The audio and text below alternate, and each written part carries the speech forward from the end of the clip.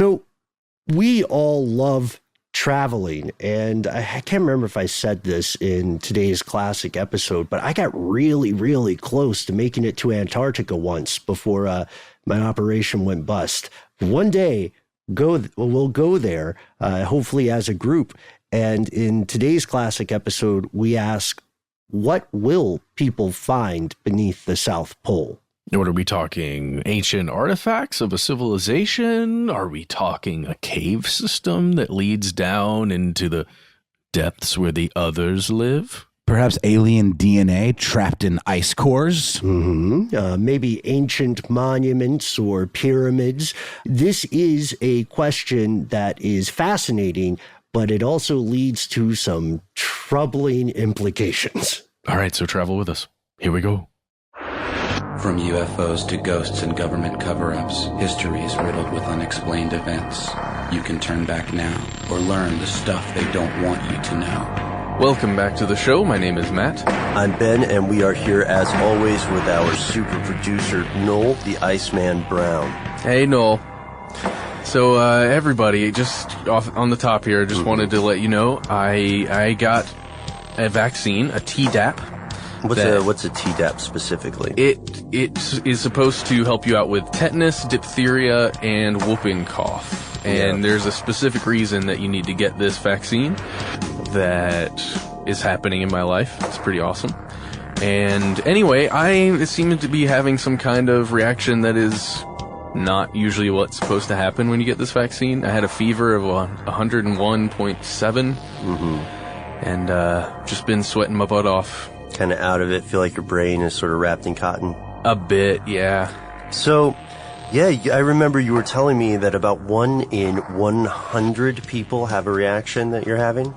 Well, okay, I can't say with authority that is true. I was told by a gentleman on the elevator of this building yesterday cause he happened to get on the elevator while I was moving my arm around, because the injection site is on your upper arm, and it's very, very sore. And there's about a 24-hour period where your arm is supposed to hurt. And, I was awkwardly moving my arm around when he got on the elevator, and he was like, "Ooh, would you get a vaccine?" And I said, "Yes.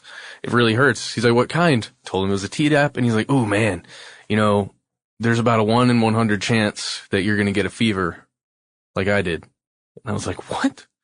Got home. Guess what? It manifested. I don't know if that dude cursed me. Maybe he did.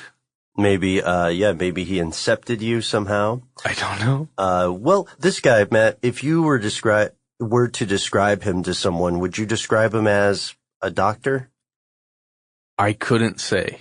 Okay. I believe he lives in this building, but who knows? There are all kinds of different and amazing people that live here, and some that aren't so amazing. This building is huge. Yes. There are people that no one else knows lives here, right? Yep. In the nooks, the crannies, the unexplored areas of this gargantuan thing.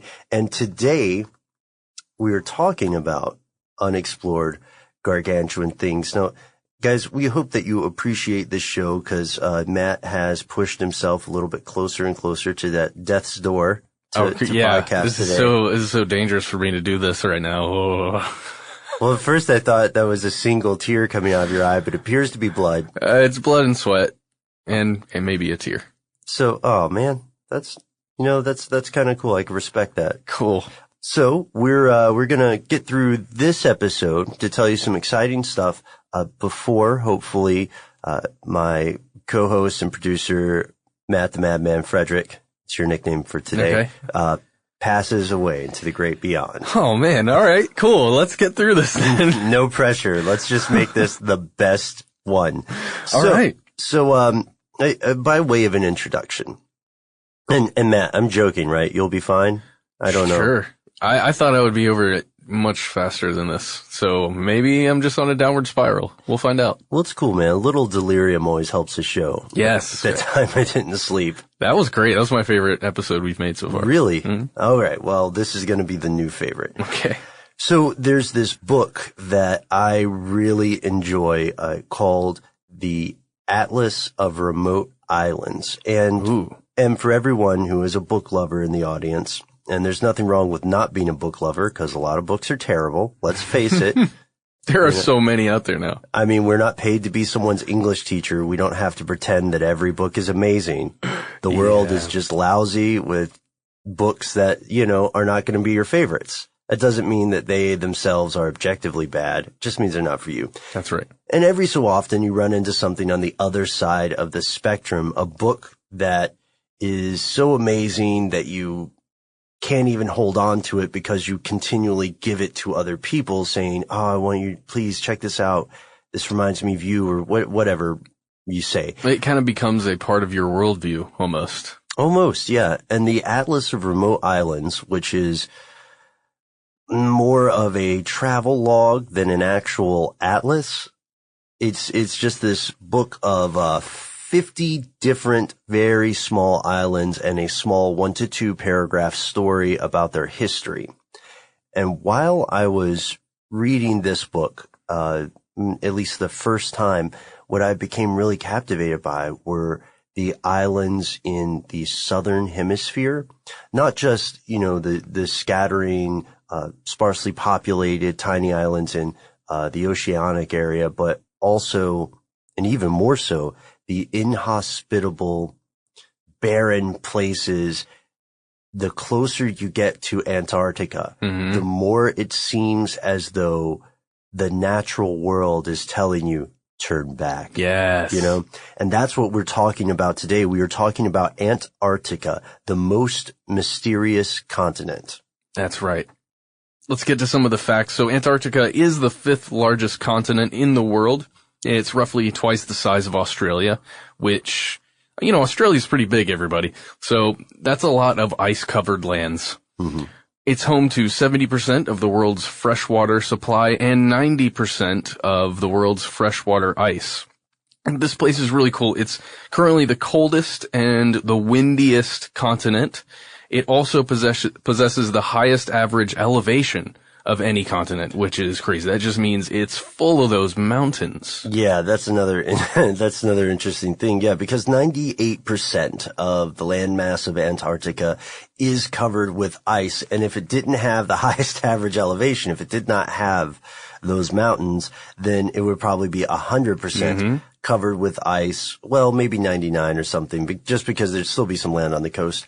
In some places, Matt, this ice is 3 miles thick. Jeez. So, to paraphrase so many horror movies, what lay beneath?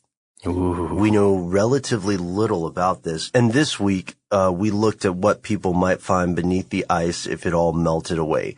The ice in Antarctica comes in 2 large categories. There's the western sheet, there's the eastern sheet.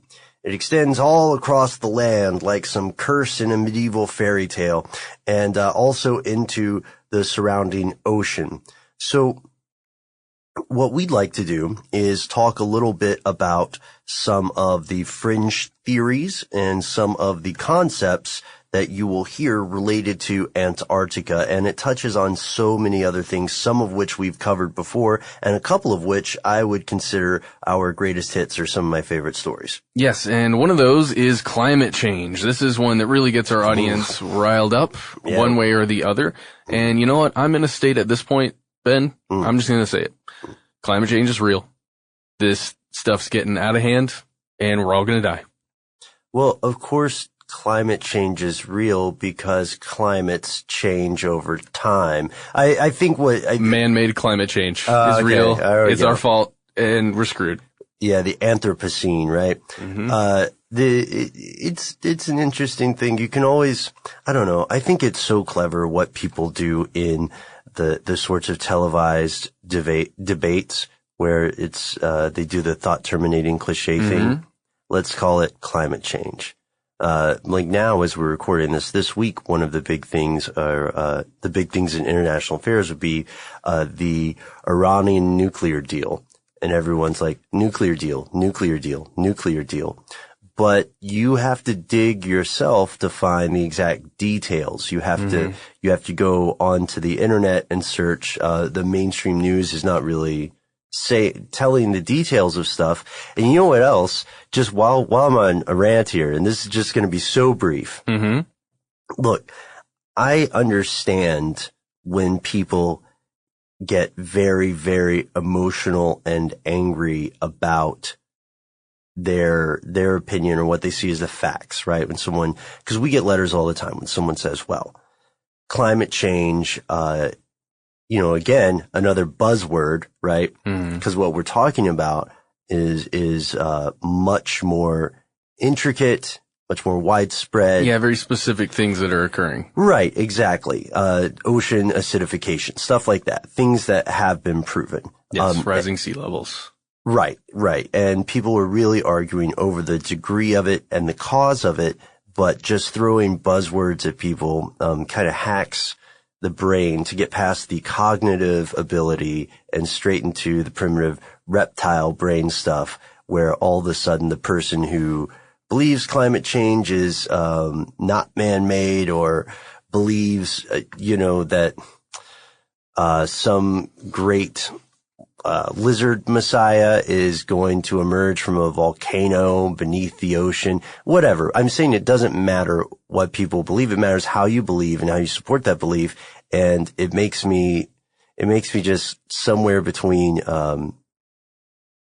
derisively amused and incredibly sad when I see people get super, super emotional about a thing and think that, if I yell at this person enough, if I am just angry enough, then it'll matter. And then at that point you have to ask yourself, are you trying to persuade that person, or are you just trying to get caught up in a pitchfork party? Yeah, or are you trying to express your belief hard enough, or reinforce your belief by yelling? Oh, yeah. We should look at those psychological phenomenon too. That's one, little bit of inside baseball here. That's one show that I pitched for Brain Stuff. It's another show I do, and they, after we discussed it with the production team and stuff, they didn't want me to do this episode, but it was why you can't win an argument on the internet. And that's a great episode. Well, thanks. Why don't we do it? Yeah, let's do it. But okay. So aside from that rant there, the forces of climate change clearly have impacted the planet and are continuing apace. And we'll talk a little bit now about the thing you were about to bring up, because you can't talk about Antarctica without talking about ice, and you can't talk about large amounts of ice without talking about climate change, right? Yeah. So with climate change, we're talking about several things that really are happening. Like I kind of mentioned earlier, sea levels really are rising, and they're going to rise more in the future, or at least they are projected to do so. Now, you might also hear people claiming that Antarctica loses ice at some times and then it gains it back at other times, but there's a little bit of a discrepancy there. Mm-hmm. So the whole thing, this whole idea hinges on a bit of a misunderstanding. Think of ice in Antarctica as coming in two different types. So you've got your land ice and you've got your sea ice. Now, the sea ice itself is seasonal. It grows in the winter as it gets colder, then it recedes just a little bit as it gets warmer. Or, it can disappear almost completely over summer, but it's still always there. It just, it's kind of like if I could make a bad comparison, it's kind of like a person who maybe gains and loses weight very easily. They have variations of weight. Yeah, there's a range. There's essentially a range of weight. Yeah. And ice that Antarctica takes on during the winter. Antarctica gets some water weight, okay? Yeah. There's nothing wrong with that. That's exactly what it is. Yeah, but like you were saying, there's a different kind of ice, right? Yeah, the land ice is very different. This stuff, it accretes slowly over time, and here's the problem, is disappearing. Now you have to imagine that the ice that's on land, as it is melting, it's increasing the amount of liquid water that's in the seas.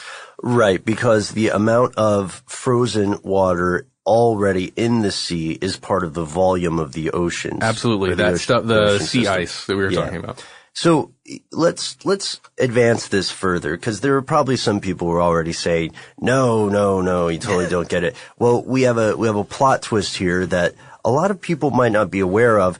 This change in land ice cannot be attributed solely to a changing climate. For instance, look at Thwaites Glacier. It's this large, rapidly changing outlet of the West Antarctic ice sheet, and it's being eroded by the ocean, sure, of course, but it's also being melted by a different thing.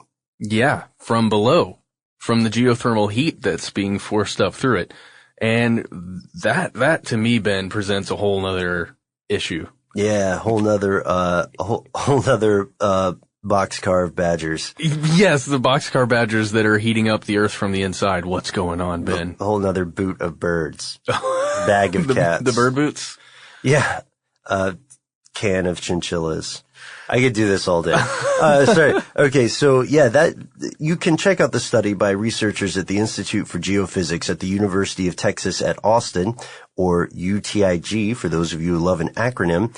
And that is in a journal called The Proceedings of the National Academy of Sciences. So they found that despite the popular debate, as usually happens, there are other factors at play, and it's not just a yes or no thing. It turns out that geothermal energy geothermal heat rather, is changing the nature of the continent. And one thing we should say about Antarctica, the history of Antarctica, that's just amazing, is it's only been an ice-covered continent for about 35 million years.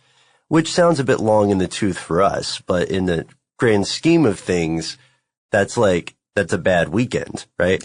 And it could totally come back. It used to be a subtropical thing that looked a lot like the modern day Pacific Northwest for anyone who's been there.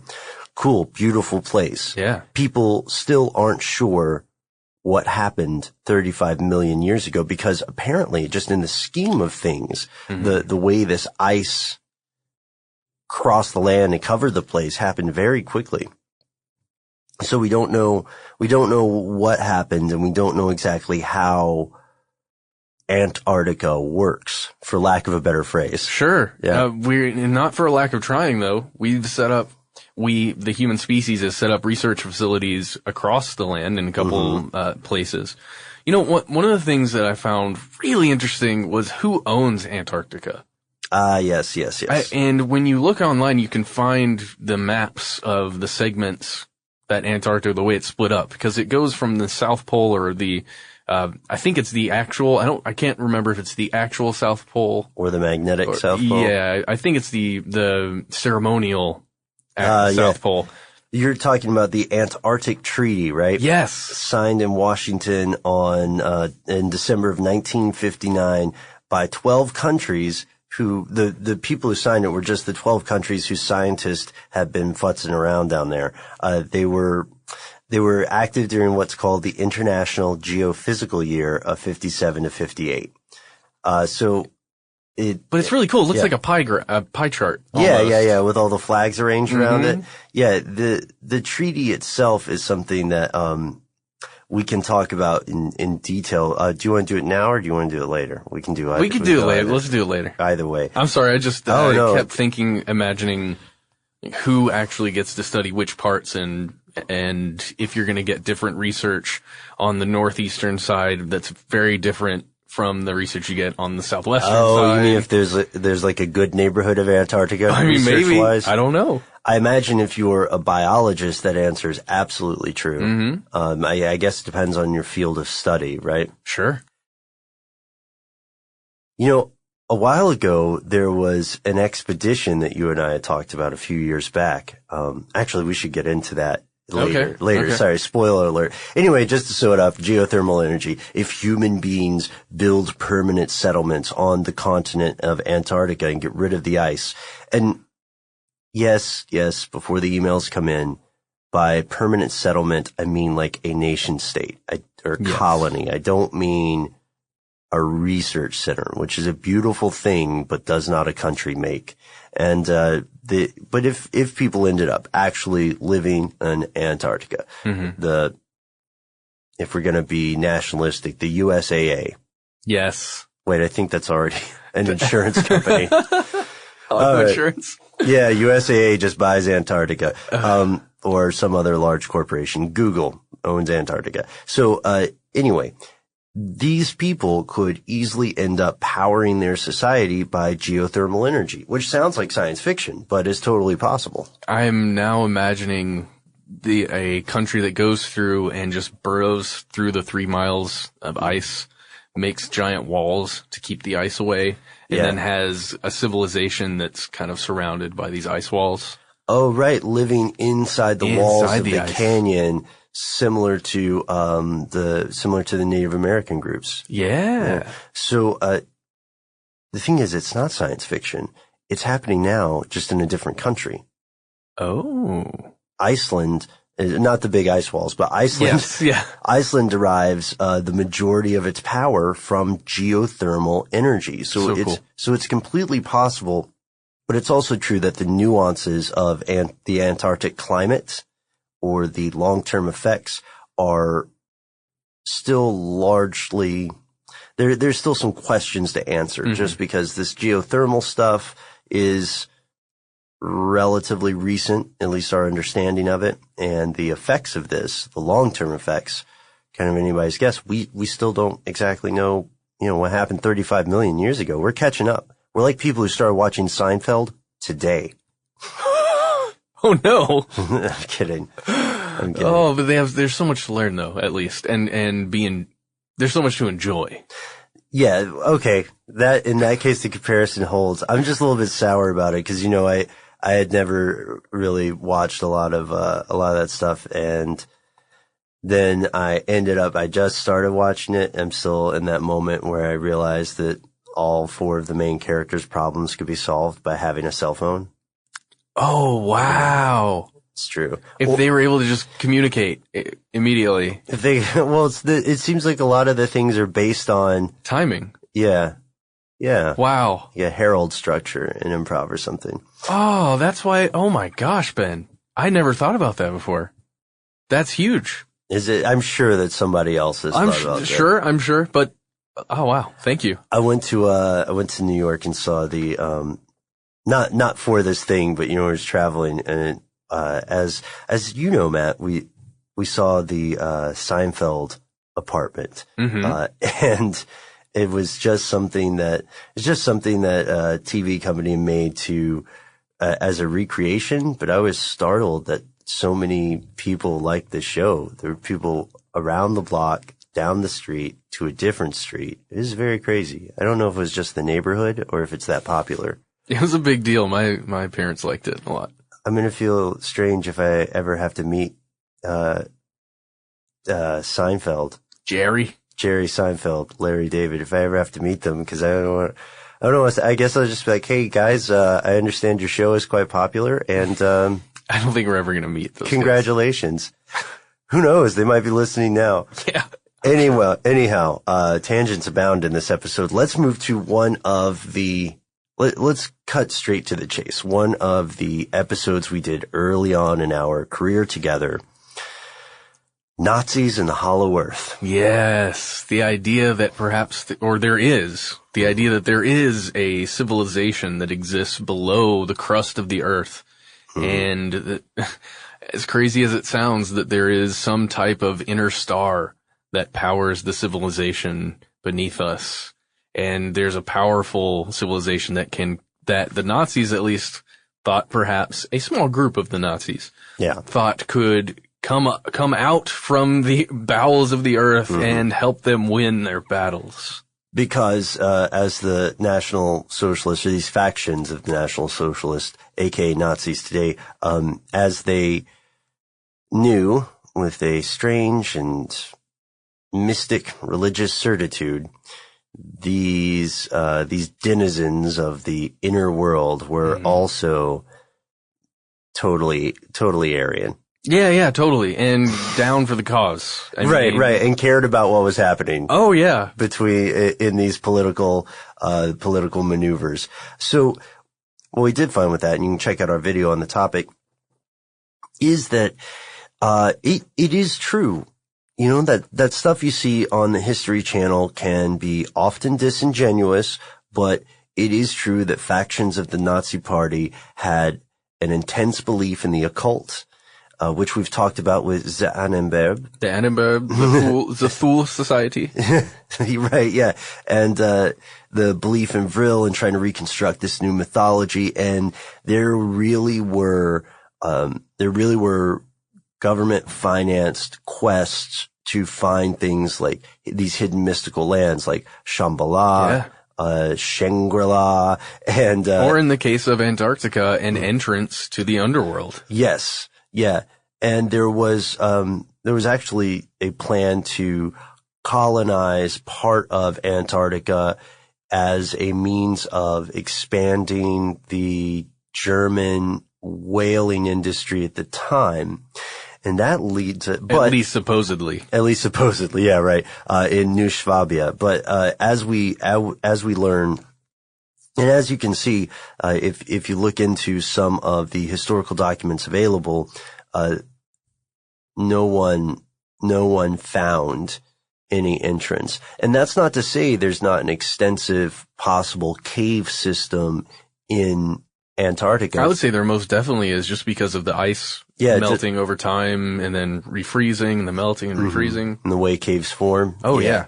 Yeah, so there might be something there, but we have, at this point, we have little evidence of, we know a little bit about what kind of life might be there, but we know very little about it. We do also have another thing that we should bring up, and I think we did an episode on this too, Matt. This belief in the National Socialist Nazi Party exploring and attempting to take over Antarctica ties in with a little known story in U.S. history as well, right? Operation Highjump, you say? Yes. Where we chased them, or we at least followed the Nazis down towards Antarctica. Let's do the movie version of it. How would you say them if you were pitching the movie version of Operation Highjump, Matt? How would you pitch it to me? Okay. Like we're in the elevator. I've got 5 seconds before we get to the next. Yeah, I'll help you pitch too. Let's say Noel is who's a good director? Who's a director that you really like? Well, other than Noel, he has to be someone else. He has to be someone else. Let's go with Michael Bay. No. Oh. I mean, I could see him being able to sell this movie though. Right. Oh God. Yeah, let's do Bay. He can sell this. Okay, so if we were pitching Operation Highjump to Michael Bay, what would we say? All right, this is how it would go. All right. Sup, Bay. So check this out. I got this idea for a movie. Think, United States military, Navy, giant ships, right? Then you got Nazi ships too, right? So there's one section, Nazi ships, United States Navy, other ships heading towards Antarctica, right? Then they get into these battles. We're gonna make them get into battles because we need explosions, right? Boom. Right, Bay? Okay, so what else, Ben? Oh, this is good. I think he would go, all right, stop. You have me at explosions. And naval ships. Now, can these ships transform? Yeah. Oh, yeah. Didn't he do that. Battleship? I can't remember. I don't remember who did Battleship. Was it Oliver Stone? Oh, God. I don't think so. No. All right. Yeah. It's, if we were doing that in a world kind of intro, we could tell some great stories about Operation Highjump. The thing is, they would not be the truth. WikiLeaks has been involved in bringing up some documents related to the activities at the time. So first, let's talk about what Operation Highjump actually was supposed to be. It was led by a guy named Richard E. Byrd. He was a rear admiral of the U.S. Navy, and their mission was to establish a research base, their official mission, with the charming name of Little America 4. Nice. Little America 4. That's got to look interesting on a postcard, right? Oh, yeah. And so according to the official naval report, at least, they had objectives. They had 6 objectives. The second of those was this idea of consolidating and extending sovereignty over as much of Antarctica as they could. Makes sense. That's what we do. That's what people in general seem to be quite fond of. But the WikiLeaks reports seem to prove that the underlying motivation for this was not so much the National Socialist Party, but the Soviet Party, the USSR, because Operation Highjump occurred in 46 and 47. So that would be after World War II. Yeah, right at the tail end. Mm-hmm, right after World War II has concluded. And the reason, the theory that we've often heard is that, well, Nazis regrouped to a secret place in Yugoslavia, and Operation Highjump was part of a secret war, a secret atomic war or something. But what it seems to be more of is more evidence that immediately after World War II, the Cold War began. Yeah. Even before it ended. Right. Really. Right. Even before it ended. And there are different interpretations of that. I'll probably go on to Facebook and Twitter, where you can follow us at Conspiracy Stuff. Yeah, and drop the links for anybody who wants to check out more, at least of what WikiLeaks has to say regarding Operation Highjump. Now we get to one of the most exciting things. The most exciting thing about this stuff, people found fossils into Antarctica. So the ice melts. What else are we going to find? What other kind of life is going to be there? Like living life or just more fossils? Well, we know that all the fossils that have been found so far, at least all the big ones, when you're thinking of, large flora and fauna, dinosaurs, I'll just say it, dinosaurs, what kind of weird dinosaurs are we going to find? And maybe we'll find a dinosaur civilization. All the fossils we found so far, the majority are from margins of coastal islands, exposed mountain rock places, because those are the few places that don't have like miles of ice over them. And because the continent was not always so cold, because it was a subtropical climate for so long, we know that there had to be an abundance of life. I was looking for the right word that didn't have a curse word in it. So during the Cretaceous period, it did enjoy a warmer, lusher climate, and that Cretaceous period started 144 million years ago. It ended 65 million years ago. Wow. And those fossils are pretty exciting, just the few things we've seen, and scientists have identified a handful of dinosaur species that they think are, if not uniquely Antarctic, have been identified at least as something that would have lived in Antarctica, not just like a single animal, but that indicates a larger population. However, what you said just then was by far the most exciting thing. What? We might not just be looking for relics of life gone by.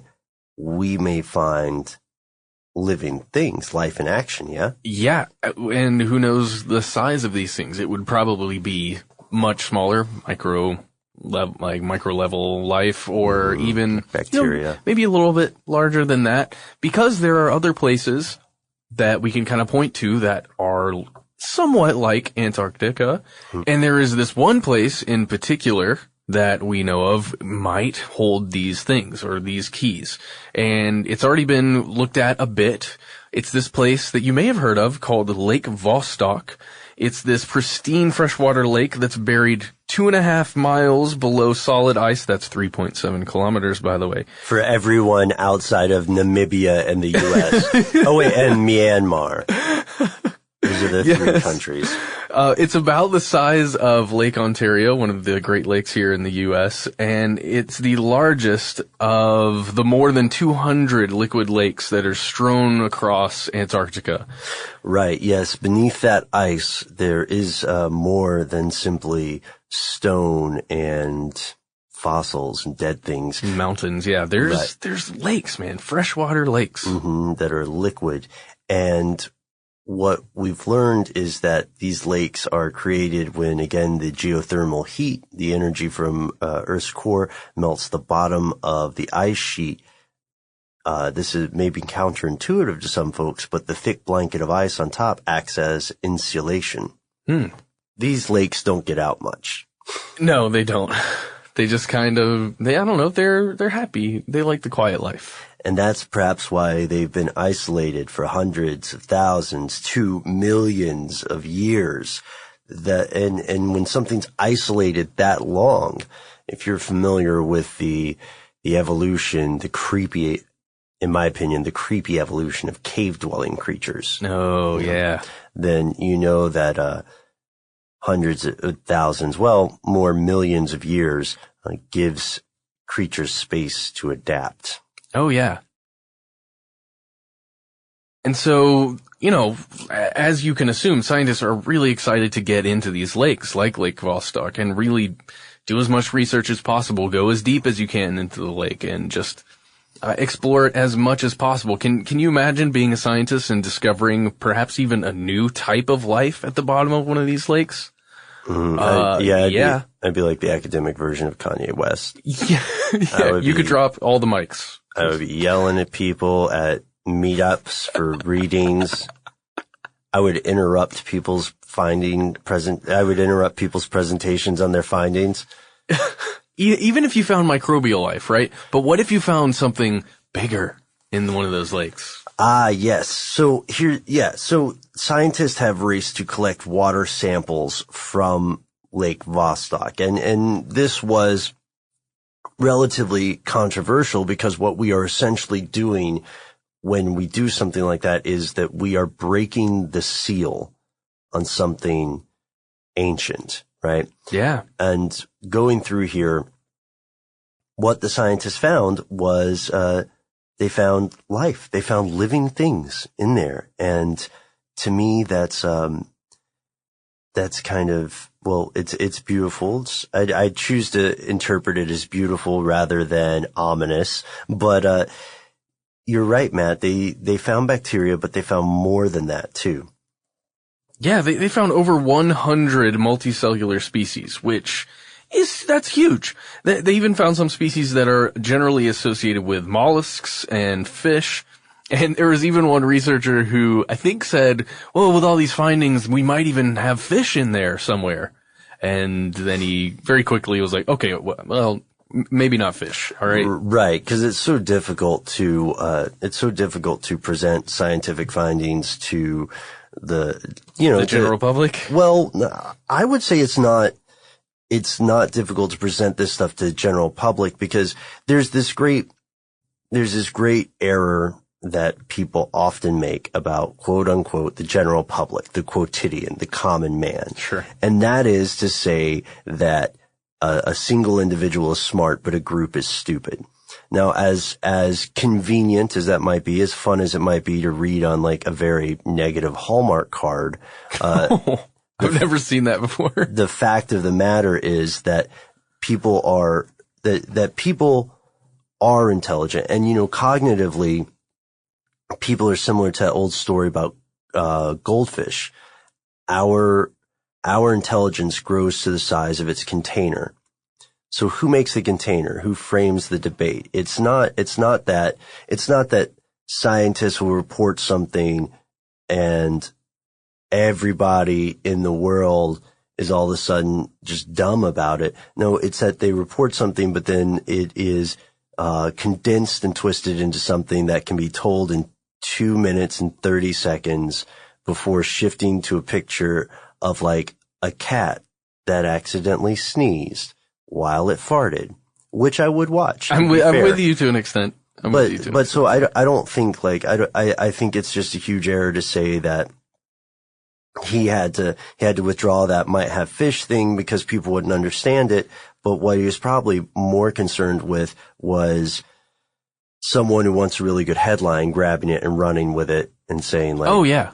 And I'm sure they did. Fish. I don't remember seeing the headline, but I'm sure it existed. And so we do know though that this is exciting, right? There's a great lead here. There's evidence that compels us, because this is one of how many lakes? 200, you said? Yeah, 200. And we've already found some evidence. We already know there's going to be something down there, Ben, that's going to be, I don't know. I cannot dinosaur? wait. There's going to be a dinosaur. Yeah, I cannot wait. Ancient civilization, alien life. A pyramid? Let me know. A pyramid? Are you kidding me? That would be great. I don't know if it'll be, if it'll happen. No, probably not. But probably not. I'm gonna keep hoping and, I was gonna say praying, but. Well, that's the thing though. We literally don't know. It's such an exciting thing. And often we as a species think about space, deep space as the vast unexplored territory. But this is vast unexplored territory that, in a cosmic sense or cosmic scale is right next to us. We're already there. And I'm interested to see it. I'm very interested in the future of Antarctica, and I know you are too. As a matter of fact, this is one of the things that we talked about off air that would be one of the most important coming developments, and that is who owns it. Precisely. Who will own Antarctica in the future? Right, yeah. So we talked about that treaty, the Antarctic Treaty. It started out with 12 countries, and now there are 52 because they would start signing the terms of it so they could send scientists down, do some research. It has a couple of very big provisions. The first one is that Antarctica shall be used for peaceful purposes only. So no nuclear bases, guys. No submarine re-ups. None of that. I feel like that's a tough thing to enforce, but I don't know. It's not impossible. I'm sure it's a pain in the butt. Yeah. Yeah, that's what I mean. Yeah. Just to even get a ship down there is annoying. Well, other islands in the area that are owned by various countries as research islands may not have those same stipulations. So, for instance, if you're like Queen Maud Island. Yes. Queen Maud Land is part of Antarctica, but what about the islands off of that? Do they also qualify?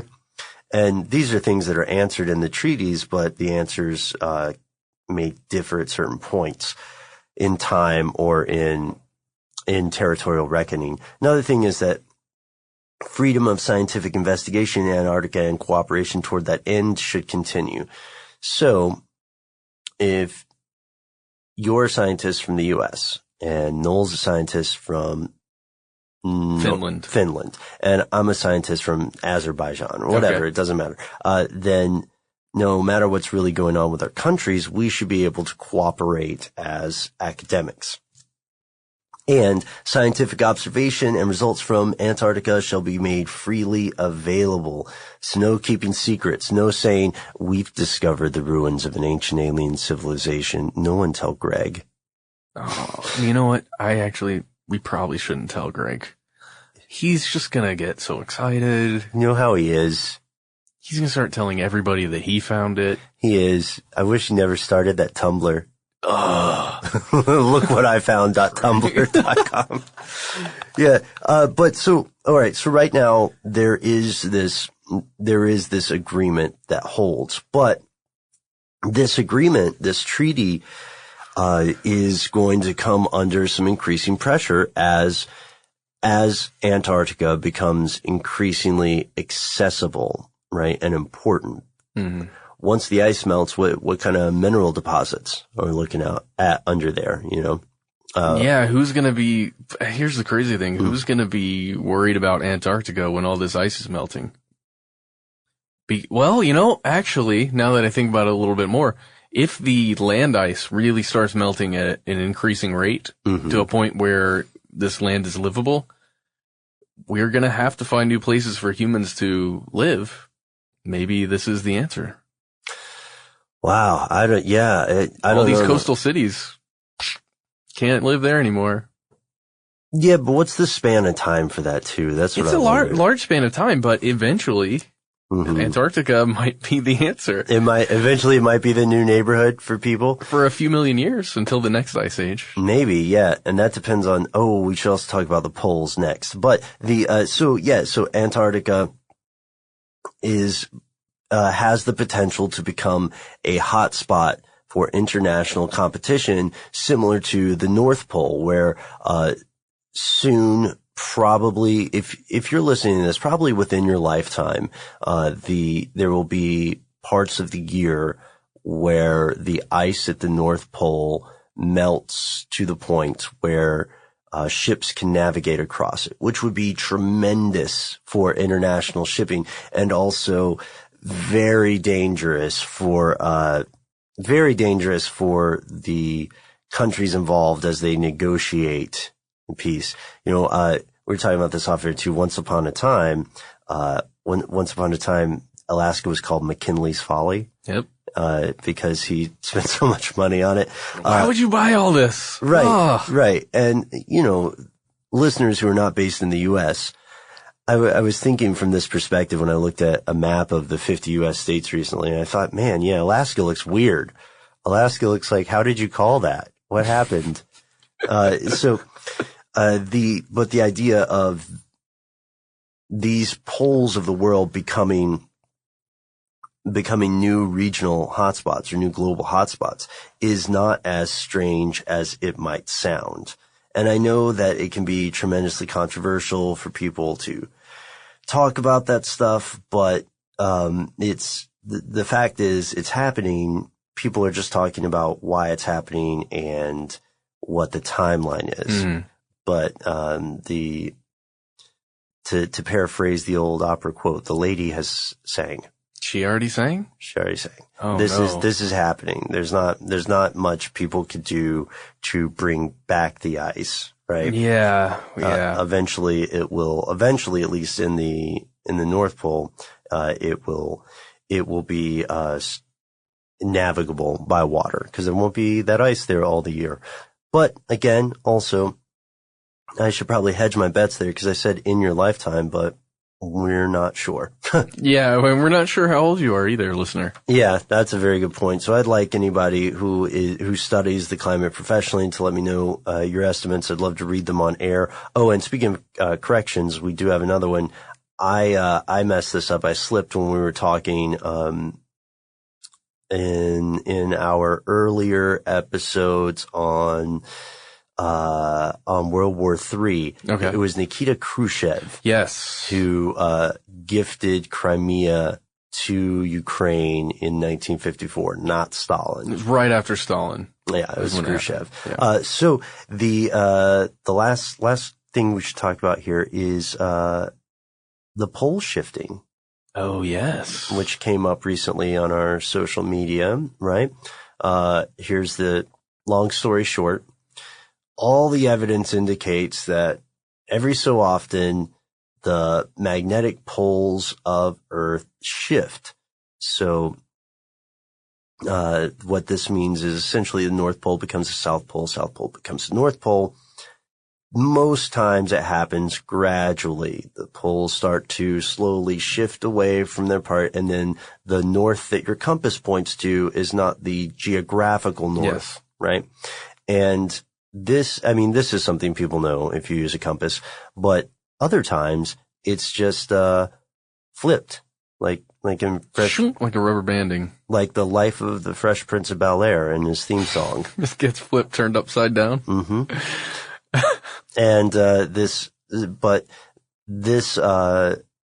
I just bring this up because we're talking about the poles. But Sure. Every so often you hear people worrying about this. This is another thing where we know that historically we're overdue for it, yes. But when does that date actually come due? No one knows really how to calculate it. Well, and the effects of a pole reversal like that, it's because we're talking about the magnetosphere and the inner mechanics of the magnetic nature of Earth. Mm-hmm. I don't have all that information, Ben, about what it's going to do exactly when it happens. But it seems like the effects aren't going to be massive.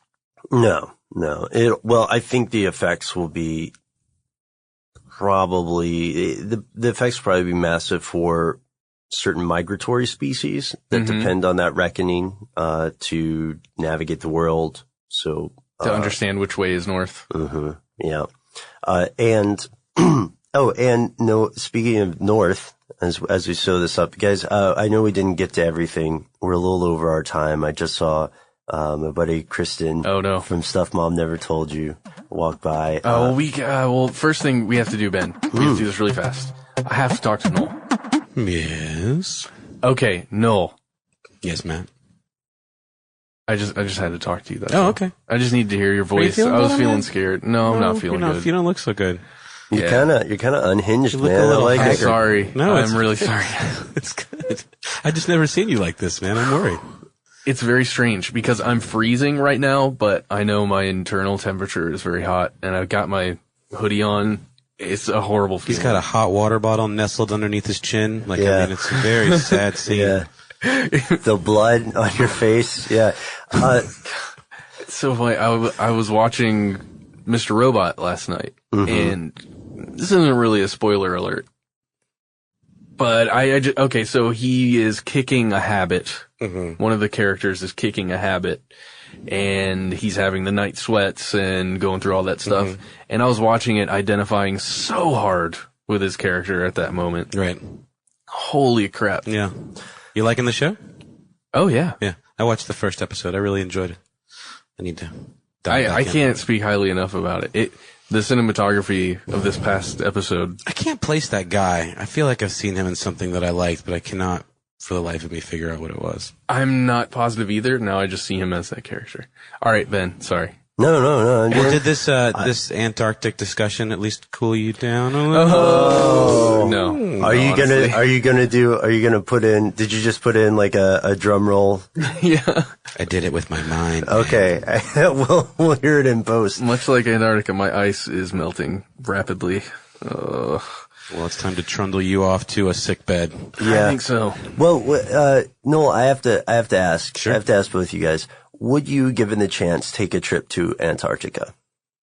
Don't they do like cruises or something? Yeah, I got very close to sneaking aboard. I mean, not as a stowaway. One of my friend's family. She was going with them because her parents had, I don't know, retired or was their anniversary or something, and they said, "Oh, we're going to go to Antarctica." And wow, that sounds like a punishment, though. It's more affordable if more people go with us.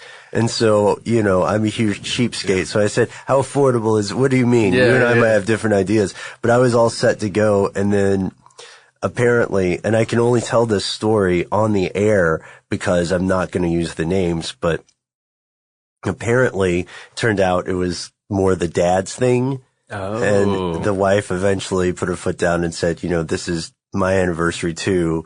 Why the hell are we going to Antarctica? What are you trying to say about our marriage? which was a nice blow, but that was my one chance to go. And there was another expedition where these guys were going to send people out to find an entrance to the hollow earth. And what? And you could sign up online to submit your qualifications. And this was, we were working together still. Oh, I remember this was years this. ago. I never heard back from them. So guys, if you're checking out the show, let me know how it went. We'll go on the next one if you let us. I don't know. Maybe their Wi-Fi is not good, being in the hollow earth and all. So Noel, what'd you think about the episode before we close out? Got anything? No, I don't know anything in particular. I think you guys were thorough as usual. I think there's some interesting things to think about. I don't think we were, man. You I think don't? there's so much more we could do. I want to go to Antarctica, sign up on a research station, put my 2 years in or whatever. Yeah. And, I want to find the thing. you want to find the thing. Yeah. I think it's down there.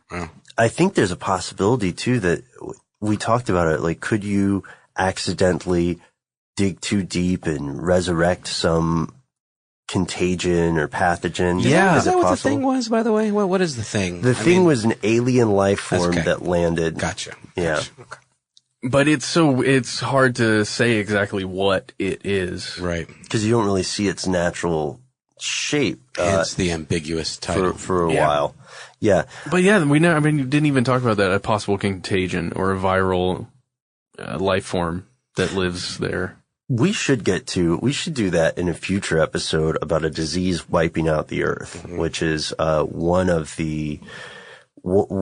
historically one of the most, dangerous disasters, right? Even more so than an earthquake. Quick trivia question. Yes, sir. We can cut this if you want. It was a trivia question the other week when I was playing. Do you know the names of the two types of plague that made up the Black Plague?